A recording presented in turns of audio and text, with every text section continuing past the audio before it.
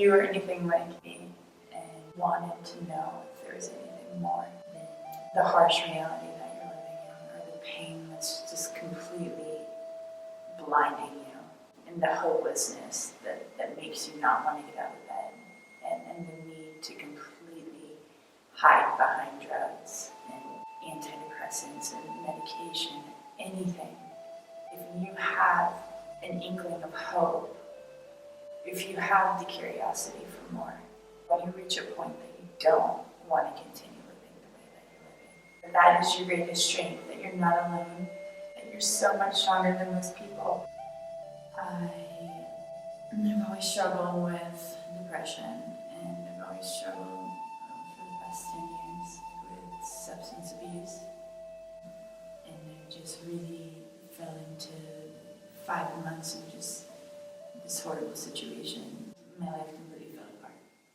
It's a cycle of shame and guilt and self-hatred and self-denial. And you get this just belief that if you really, really go deep and try to address these issues, that what you'll find is it's going to be horrible, or that you won't be able to handle it, or you certainly can't tell anyone, and healing isn't for me, and openness isn't for me, and certainly love isn't not for me. I wasn't happy, something wasn't right. And in that, I did the only thing that I needed to do, which was to completely medicate myself and to try to maintain in the world that I was living in. If I hadn't experienced all those things, if I hadn't reached a breaking point where I said, no more, I can't, I have to completely and radically change my whole reality and situation, I would not have been here if I hadn't went through that.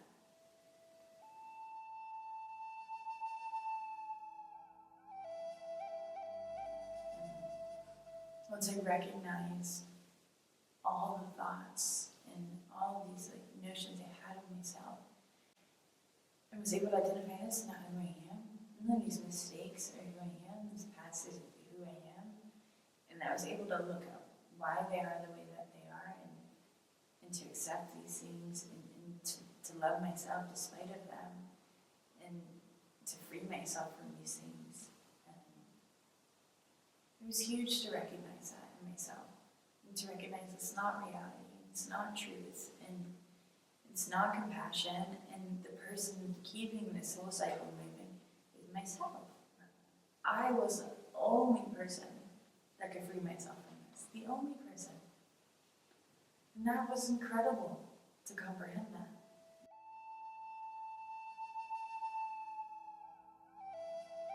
That only from going within and taking an honest look at myself, and not fearing everything that I found within, and that to embrace it with an open heart and open understanding, that has led me to the greatest healing.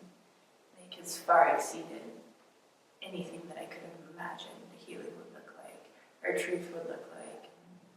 Self-love, respect, compassion, all of these things lead to the greatest healing, not as just some ideology or concept or anything, but to really be able to experience that and to really live the importance of that has completely transformed me.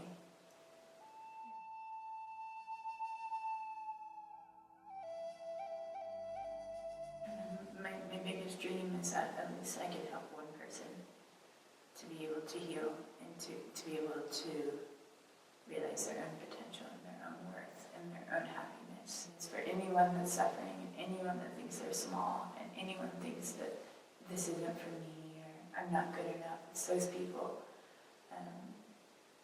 that I really want to share my experience with.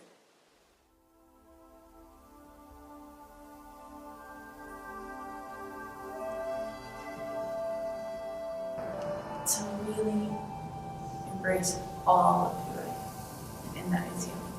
And you don't learn that